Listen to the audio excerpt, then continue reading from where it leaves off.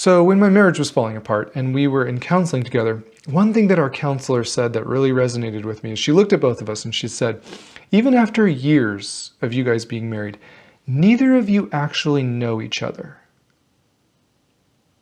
What? And that's some of you as well. You might not even realize that you're holding back from each other. You don't know what real intimacy or vulnerability look like because you've been taught or conditioned since childhood that fully letting someone in, being seen for who you really are, flaws and all, only leads to pain or abandonment. So we hide behind a mask of who we think they want us to be. Maybe part of your mask is avoiding conflict. I mean, we think conflict leads to disconnection, so we just give in or appease, or we just don't do anything that would even lead to conflict. We serve, we overgive, we people please. We try to be good to make sure no one ever abandons us. The only problem, in that fear of abandonment, we end up abandoning ourselves, and the distance in our relationship only grows. Or maybe you went the other route, and your mask is staying strong and burying your feelings and emotions because no one ever taught you it was safe to express them. Instead, you were told to be quiet, suck it up, be strong, don't cry, because crying or needing someone else is weakness, right? And so you learned it was better not to trust anyone, and you've become fiercely independent. You've neglected your feelings for so long that at this point, you're not even aware of them.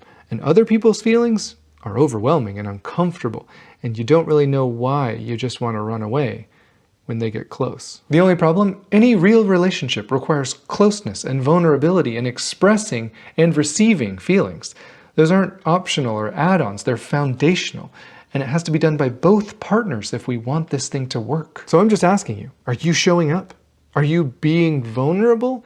Or are you holding back like I was? Holding back who you truly are, how you really feel, what you need, or what you're fearing in this relationship. Because closeness can only happen when two people are knowing and being known by each other. You don't have to wait like I did until your relationship is teetering over the edge of a cliff to finally realize what it needs to survive.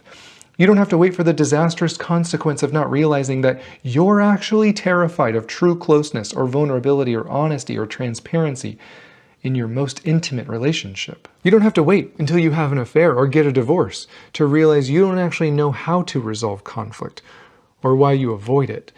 And you don't have to wait until you're bitter or resentful and hate them to realize that you played a role with the criticism and the blame and the shame and the lack of boundaries that only made the disconnection worse. My advice for the few people left watching, if this sounds like you, please get help.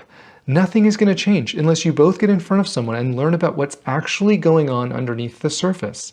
You can break out of these destructive cycles, but it takes both of you finally being honest with what's holding you back from giving or receiving the love that you both deserve.